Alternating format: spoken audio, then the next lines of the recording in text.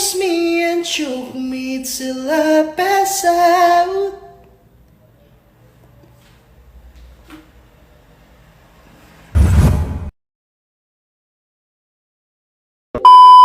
Oke, selamat datang di podcast Kleng Kleng.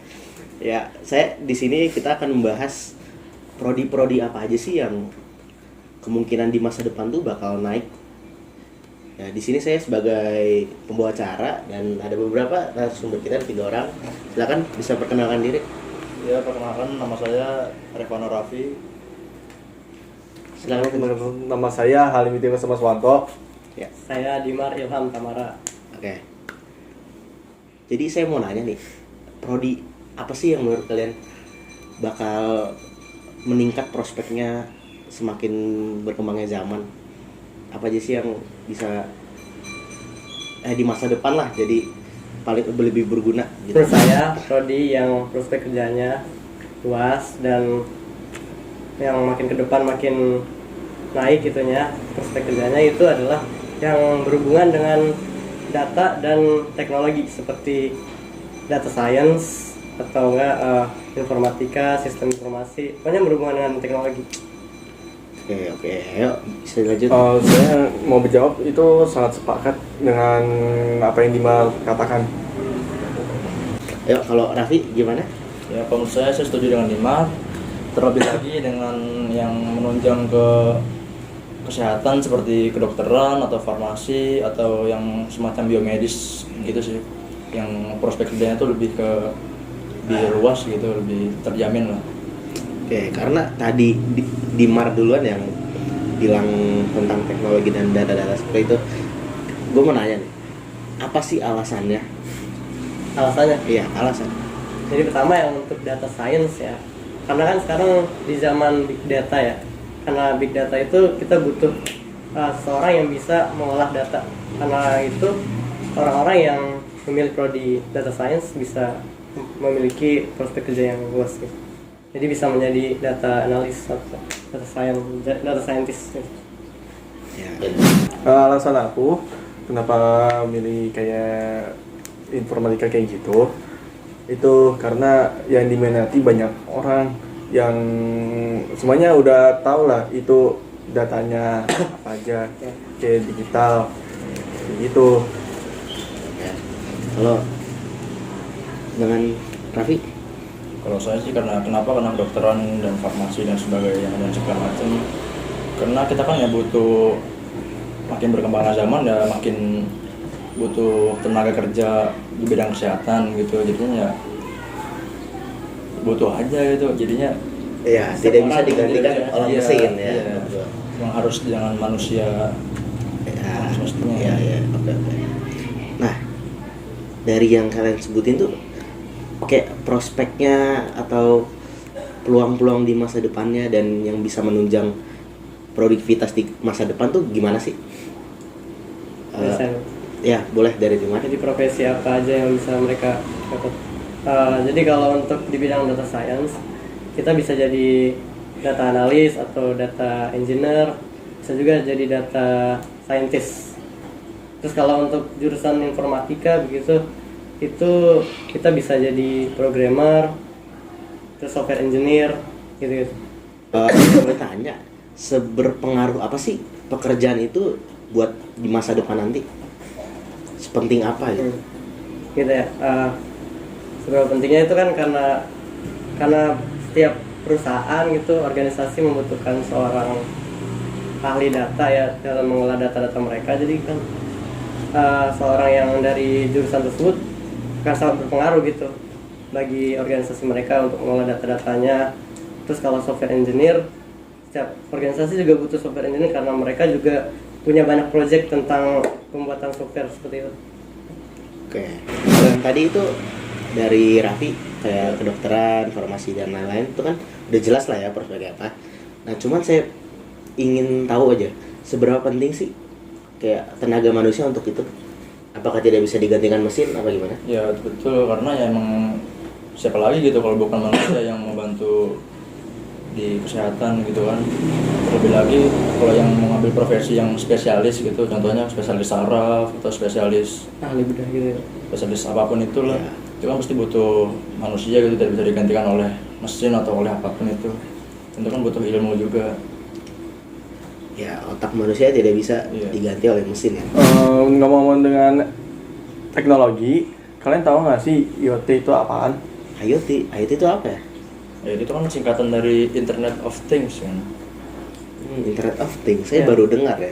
Bisa tolong jelaskan Ya, definisinya kayak gimana? Jadi IoT itu adalah jaringan perangkat yang saling terhubung secara nirkabel yang memungkinkan untuk berkomunikasi dan bertukar data tanpa campur tangan manusia. Gitu definisinya. Jadi pentingnya IoT itu di kehidupan ini apa sih? Apalagi nanti di masa mendatang.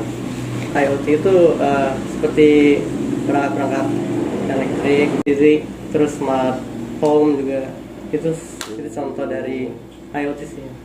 Jadi itu Jadi gitu ya. Bisa menunjang kehidupan kita Ya. lebih nyaman lah ya. Oh iya, saya penasaran banget nih dari tadi. Jadi dari kalian bertiga ini milih jurusan apa sih untuk kuliah nanti? Main dari sebelum Silakan dari Raffi boleh. Raffi. Oh. Kalau saya sih kebetulan ikut di SNBP ya yang prestasi. Iya. Saya sih lebih tertarik ke di bagian teknologi rekayasa perangkat lunak di IPB. Kalau kalian gimana? Kalau saya itu ambil jurusannya informatika karena peluangnya luas untuk dicari orang. Ya betul sih. Kalau dengan Nimar gimana?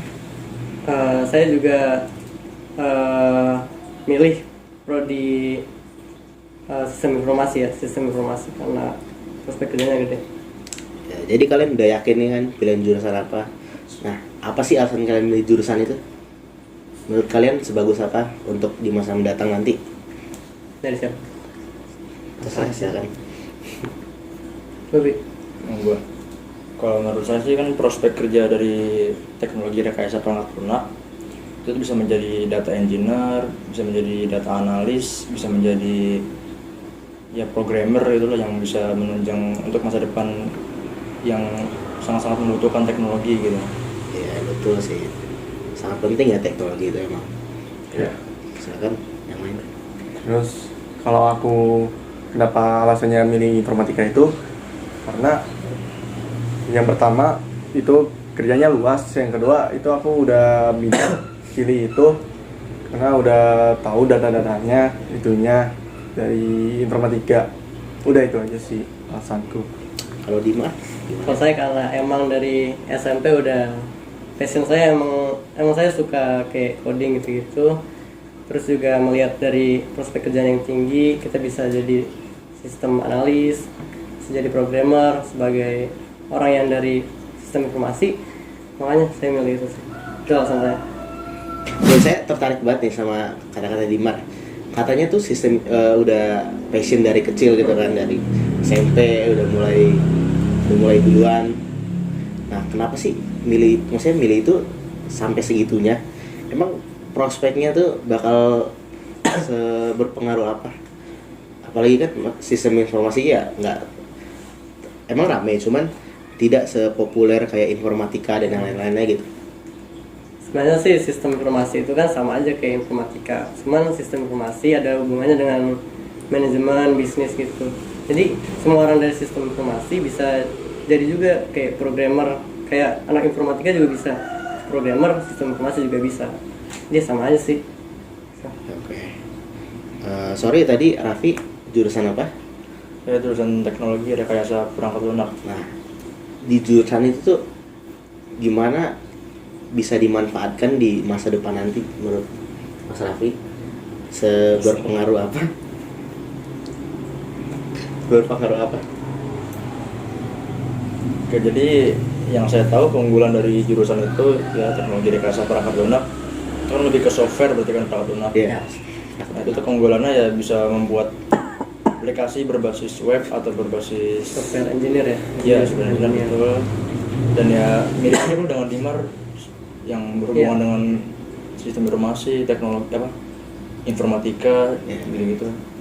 Jadi sebenarnya prodi yang kita pilih ini, yang kita bertiga pilih itu serumpun sama-sama dari bidang informatika. Jadi kita bisa aja jadi programmer, bisa satu profesi gitu, karena masih berhubungan dengan teknologi dan coding. Ya. Jadi teknologi memang sepenting itu ya, karena emang bisa dipakai untuk di berbagai bidang juga. Kayak misalnya kedokteran butuh alat-alat yang makin modern agar bisa menyembuhkan berbagai penyakit gitu. Dari pendidikan juga bisa untuk membuat kualitas pendidikan tuh makin maju, dan bahkan di bidang militer, politik semua tuh ada, ya kan? Ya kita bisa lihat aja nanti di masa depan kayak gimana akan berjalannya seperti apa. Oke, terima kasih untuk para narasumber ya. Semoga yang terima SNBP bisa diterima lulus. Nah, yang belum semoga lancar UTBK-nya, bisa masuk prodi yang diimpikan di universitas yang diinginkan ya. Dan semoga dapat pekerjaan yang bisa menunjang untuk masa depan nanti lah, bisa buat dunia ini makin baik gitu. Oke, terima kasih. Sampai jumpa di episode selanjutnya di podcast Kleng Kleng.